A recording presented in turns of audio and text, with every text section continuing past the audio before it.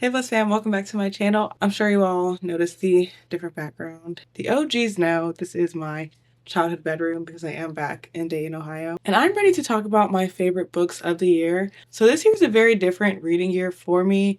I read less books this year than I've read in the past 3 years. I only read 40 books this year, so I don't have like a top 10 of the year the way I have in previous years. I actually have 4 books that are 5 stars, but I also have a couple books that are 4 stars that I really enjoyed. So I just want to talk about all the books that I enjoyed this year. I read less books than I normally read this year, but I had an average rating of about 3.5. I feel like I honestly read a lot of quality books and I enjoyed most of what I read this year. I didn't get in a reading slump this year.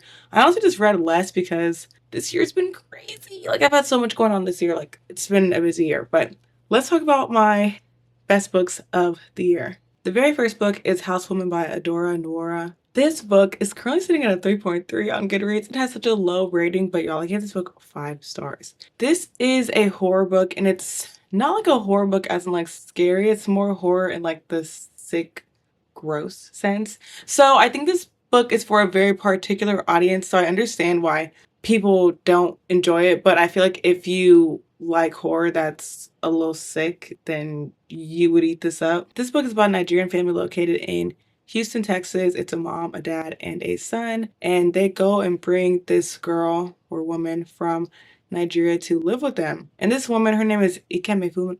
I think his name is Ikemefuna. What is her name? Yes, Ikemefuna, and she goes by Kem, I believe. But they bring her from Nigeria. She thinks she's coming to Houston to like start her new life in Texas, like branch off, whatever. But no. And this is also what they tell the mother that they're bringing her here for, to like start a new life. Lo and behold, they are bringing her to the US because they want her to pretty much get married to their son and give their son a child. So there's just a lot of like forced relationships in this book, a lot of abuse. Like this book has a lot of trigger warnings. This book is sick. Ah. And it gets more and more sick the more it goes on. And it's sick in the sense of like it's realistic horror. It's not like a zombie or a goblin or some, mystical creature. Like this is like realistic horror. So that's just what makes it even more sick. It's a very gross book. I hate it. I hate it so much. I loved it though. I loved it. And the whole time you're just like rooting for Cam and just like hoping and praying that she will find her way out of the situation. Just know that if you like horrors that are like kind of sick and gross, you would probably really enjoy this. And also I feel like I found that a lot of books I enjoy a lot are not always the most popular books. I do enjoy some really popular books, but I also enjoy some books that are quite misunderstood. And I feel like this book is misunderstood, and I would honestly reread this book. It's a ride. It's a wild ride. The next book is Right by Sarah Rose Etter. This book is also sitting at 3.62 on Goodreads. So again, another like not super highly rated book. Can I also say the covers for both these books are gorgeous. Like I love both these covers. I gave this book about 4 stars. When I first started reading it, I wasn't really feeling it, but then I started to understand it. This is another book that like the girls that get it, get it. So this book follows our main character, Cassie. She lives in the Silicon Valley area. She works at like a super like prominent tech startup, and she's just dealing with the dichotomies of life and seeing like how she's living in this super expensive city, San Francisco, Oakland Bay area. She's paying almost $3,000, I think, for rent. And right outside of her apartment is a man who's literally homeless. And she sees like homeless people like swimming in the river and like defecating on the streets. And she's living in this expensive city. And she herself feels like she can barely afford to live in the city, even with her job. So she goes and she grocery shops at this like really crummy grocery store. When she's at work, she's always having this fake persona on of like pretending to be all chippy and happy and glad to be there because that's what's expected of her. She's expected to work like insane hours. She's expected to have no life outside of work, and then also expected to love the fact she has no life outside of work. There's a lot of like toxic workplace things going on, and that just her just really just not enjoying her life at all. There are some trigger warnings for like drug usage in this book, but this book is really just about her complaining, and she's not a super like likable main character. I don't think she's like terrible either, but she's definitely not like the most likable. But I think this book is probably relatable to a lot of people in corporate America. I work in corporate America, and thankfully I don't have a homeless man that's living in a tent defecating outside my apartment. This book is like a lot of like extreme, so I don't feel it on this extreme level she's talking about, but I think some of the things she touches on in the book can be I found relatable as someone who's in corporate America, and I just found it interesting. And it's a book that, like, when I first started reading it, I wasn't super duper enjoying it, and I was talking about it with my book club friends, and they were like, "Wait, that book sounds so good," and I was like, "Wait, it does, doesn't it?" So I don't know. This one is interesting. It's very, like, I don't want to say like slow paced. It's not a super long book, but it's just like an even pace. Like, it doesn't like speed up or anything. It's just very much like even the whole time. And I thought it was enjoyable. The next book is The Institute by Stephen King. I think I gave this book 4.5 stars. This is the very first Stephen King book that I've read, and I actually read this with my book club because none of us had ever read Stephen King before, and we just all wanted to give him a try because he's a super popular author, of course, and a lot of his books are like dummy long. This one was less than 600 pages, which is short for him. I definitely want to read more of his books. This book was so good. But we all learned that this is like a good book for beginners. Mayana over at MyOcore mentioned this as a good like Stephen King beginner book. And then Hannah, another girl in our book club, her husband has read this book, and he said that it's also a good like beginner book. So this is the one that we read. It was super good. So this book follows our main character. His name is Avery, and he is, how do you describe him? He has like these like not like superpowers, but he has like telekinesis and these different like special abilities that are like, you know, abnormal for most human beings. And this institute figures out that he has these special abilities, and so one night they kidnap him from his home, and he's taken to this institute, and all these tests are being ran on him, and they're being ran on him and a bunch of other minors. And by minors I mean like young kids, like 8 to 15. They're running all these crazy tests on them, trying to extract and abuse their special abilities pretty much. And it's like a secret society sort of thing. Primarily we're following Avery, and then another timeline slash POV, whatever, which is of this officer who's living in this small town in South Carolina. I think it's called Dupre, South Carolina. I think it's a made-up town. I don't think it's real. But yeah, this book was super interesting. If you're into like secret society, occult stuff, and I think you'd enjoy this. I personally believe that all this stuff is real, because a lot of times they put this stuff in our face and then we think it's not real and it's very real. And I feel like one thing I've learned is that people in other countries are very aware of all the secret societies and occult things that go on, but Americans are not. We just kind of refuse to believe that certain things are true and that certain things are going on in the background when they are. So I really, really, really enjoyed this book. And I don't want to get too deep, but there's alleged talks of similar things to this that actually happened. So I found this super interesting. Some of my friends said it reminded them of Stranger Things. I've never watched Stranger Things, so I can't speak on that, but this is super good. And if you've never read a Stephen King and you want to get into it, I would suggest this one. It's labeled a horror, but I don't feel like it's a horror. I feel like this book is more of a thriller. Like, it felt a lot more thrilling than it did horrific, in my opinion. There are some parts that are like a little bit like gross or horrific, but like not primarily. I feel like it falls more to the thriller category than the horror category, but this book, super good. The next book is On My Rage by Sabaa Tahir. This is another amazing book. So this book we follow two characters. I know the female main character, her name is Nworah.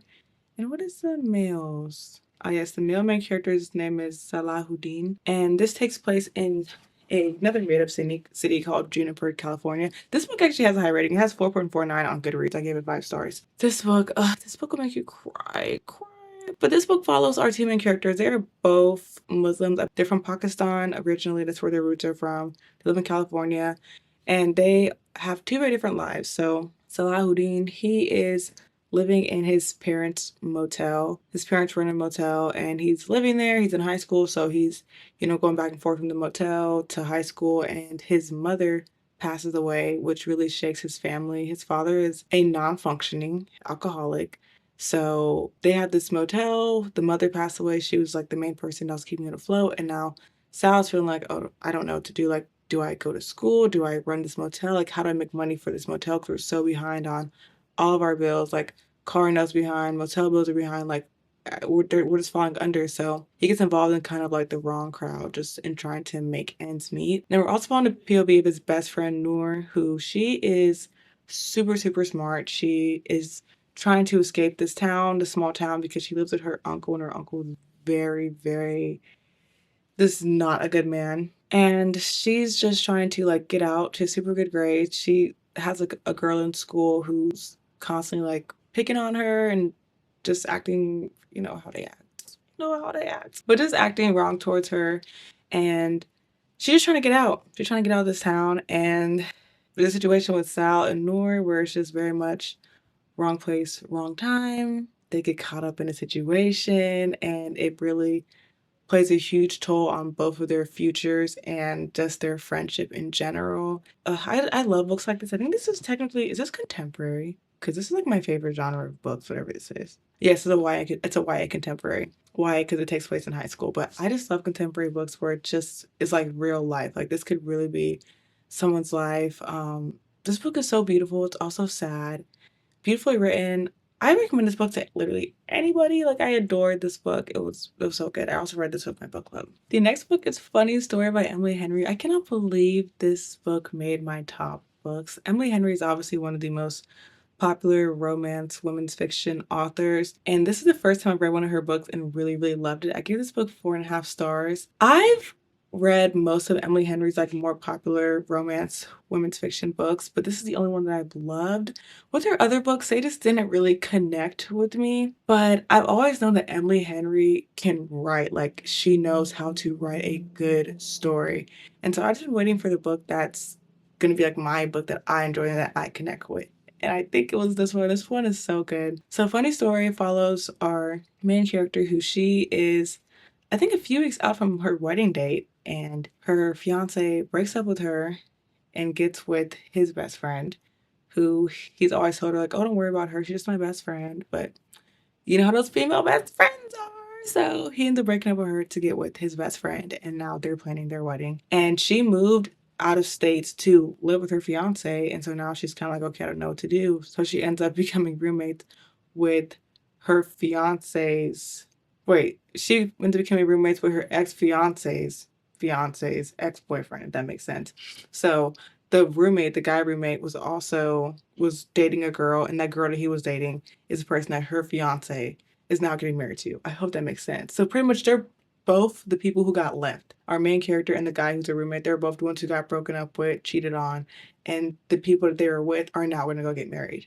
So we're following them as they pretty much become roommates. And at first they're kind of just, like keeping to themselves, doing their own thing, but they eventually start like coming out of their rooms more, talking. I just love it. They talk about like their own personal lives. Like our main character, she works at a library. She's putting together this really cool program for the youth. And then the guy, he is working at like he's like a bartender or like something like that at a winery. But you're just seeing them kind of grieve that old relationship together and also fall in love. And I just thought this book was really beautiful. I do like romance, but I'm more of a fan of like the old school romance. A lot of the new stuff just sucks because it's so trope heavy, whereas this book obviously does have a trope. It's the roommates to lovers trope, but the trope is not the driving force of the book, and also the romance is not the driving force of the book. Like I feel like this book is really just like a woman's fiction and just like talking about life as a woman who's 30, who just left her hometown and got broken up with, and now she's like, okay, like what do I do now? Like, my life is not going the way I thought it would go. The romance was very, very believable, and I loved it. I thought it was very adorable. That was super cute, and I would recommend this book. It's my favorite Emily Henry so far. I have not read People We Meet on Vacation.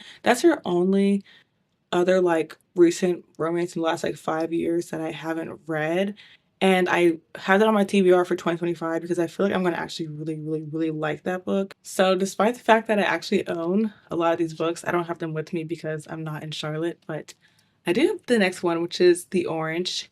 This is a collection of poems by Wendy Cope. I have not read a poem since Milk and Honey came out, and that came out when I was in high school, so I probably read that like 10 years ago. But I heard really good things about this by another creator. Her name is Ego Eferere, I believe. I love Nigerian creators, if you can't tell. But she was reading a couple different poems from this book, and I was like, "Ooh, that thing sounds so good."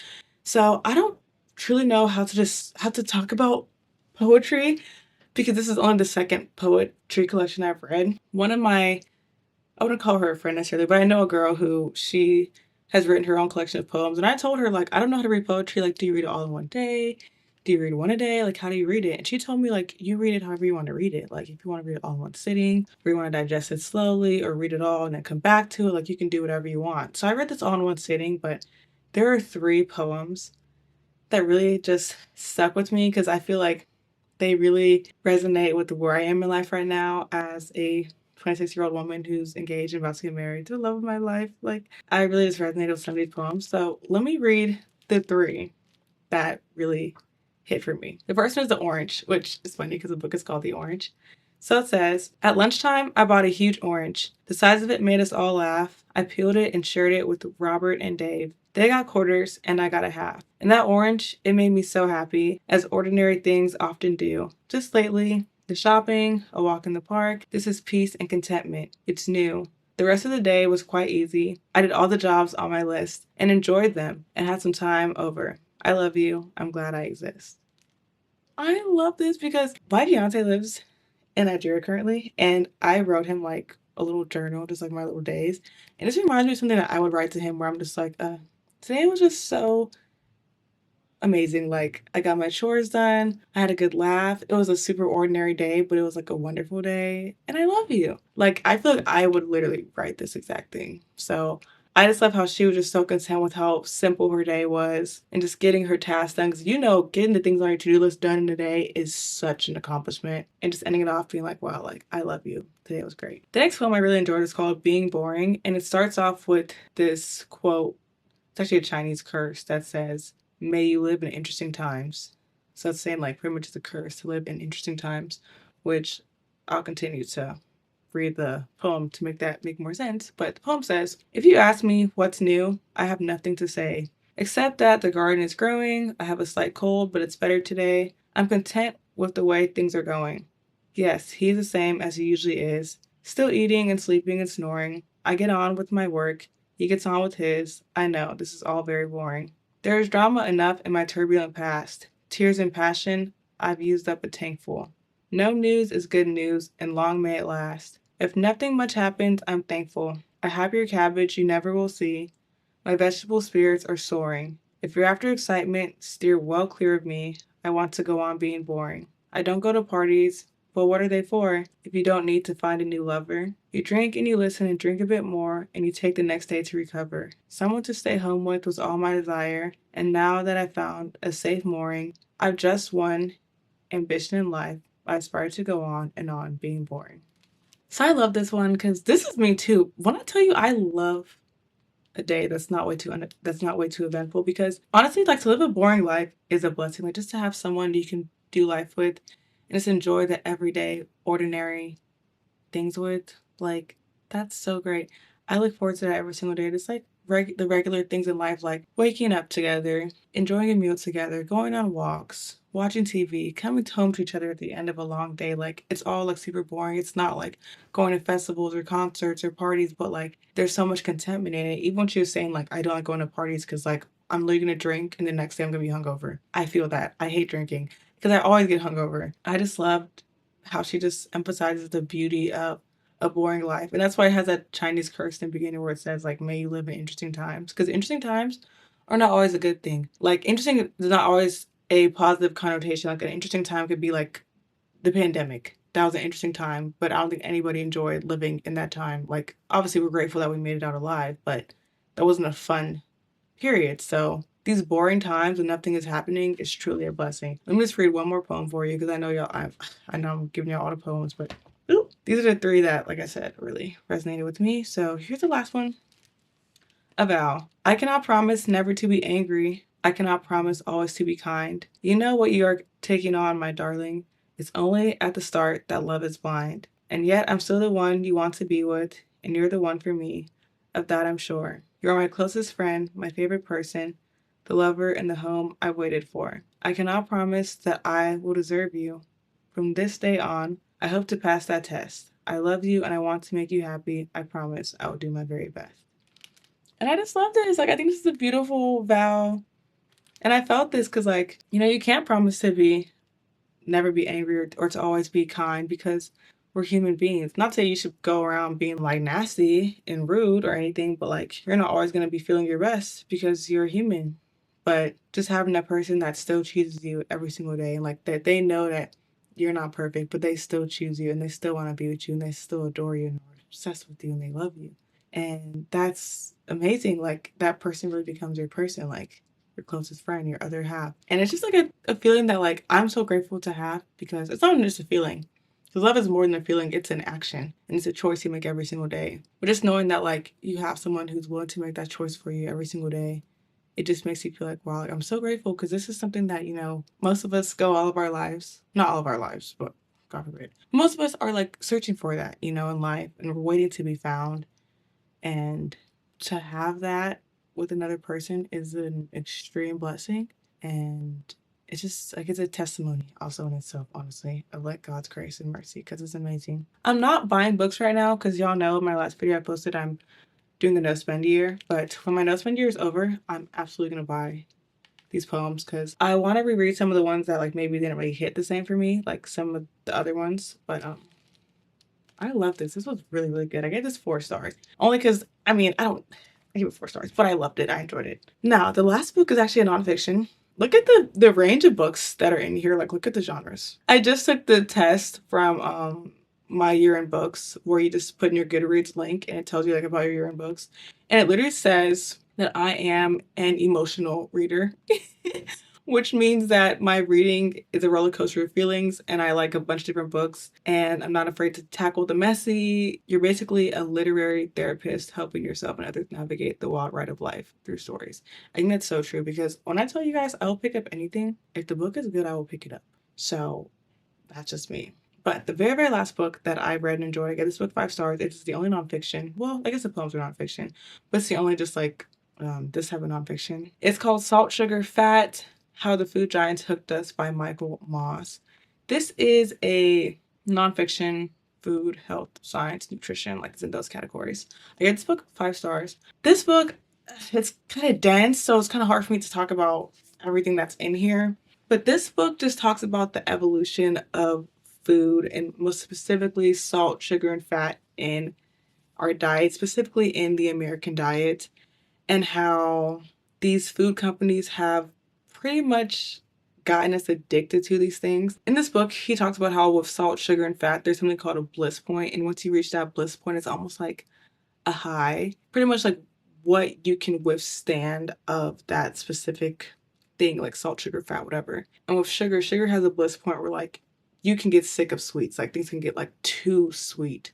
But with salt, and especially with fat, there's like not really a true bliss point. You can like keep eating those things and not necessarily get tired of it, which is why it's easy to like take a big bag of chips and just eat the whole thing, because like it's just like so addictive, versus like you can't eat a big bag of candy. I mean, maybe you can, but it's much easier to eat a big bag of chips than a big bag of candy. Sorry, I just reached a maximum recording time, so I've been yapping too much for this video. But yeah, it just talks about those different bliss points, talks about how different brands like Kraft and Pillsbury and Coke and all these brands have pretty much gotten us addicted to their foods, and how even the government has played a huge role in this as well, and how in other countries there's a lot more regulations on stuff than there are in the US. And talk about with these food companies, the bottom line is always going to be the most important, and the bottom line is not your nutrition, it's not your health, it's not your long life. It's literally turning profits to investors and making sure that stakeholders are reaping a profit every single year. And that's their main bottom line. And they're going to be able to do that by making these foods that are, yes, very unhealthy, but because they're unhealthy, you're like addicted to them and you can't stop buying them and you can't stop eating them, and they're inexpensive. And so you're just like, oh, well, I'll eat these. And they're filled with a bunch of crazy preservatives, crazy ingredients. They talk about how they tried to do things to like take out salt from the diet. So they started using like lab grown things like sodium bicarbonate and things like that, like all these different additives that have crazy effects on our bodies. And it talks about how, yes, the food industry has played a major part in obesity in America and diabetes and high blood pressure and all these different things, but how at the end of the day, we are still in charge of our own health, and no one cares about our health more than we do. So we have to kind of just take the reins and say, okay, I'm not going to eat this. I'm not going to consume this. Or maybe I will eat this, but I'll eat it in moderation, and just kind of knowing like how to just be healthier and just being aware of like what's in our food. So I thought this book was super, super informative. This is another book that once I'm off my book buying ban, not my book buying ban, but once I'm done my no spend year, I would honestly probably purchase a copy of this book as well. And yeah, so those are my top books of 2024, my top 8. in no specific order. Like I said, I had a wonderful reading year. I'm looking forward to 2025 having an even better reading year. I have a TBR that I actually do want to read the books off of. I made a TBR one other time when I read like none of the books, but these ones are actually like books that I've been wanting to read for years and I just haven't prioritized them. So I'm so looking forward to 2025 and seeing what reads I get into. And I also want to see what reads y'all get into. Let me know in the comments, what was your favorite book of 2024? I'm so curious. I'm always looking for a new book to pick up. Hashtag emotional reader. But yeah, I love y'all so much and thank you for watching. I'll see you in my next one. Bye.